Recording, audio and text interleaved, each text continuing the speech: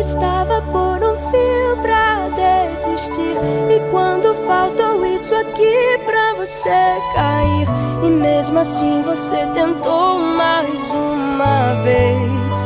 Era a mão de Deus, era a mão de Deus segurando a sua mão pra não cair.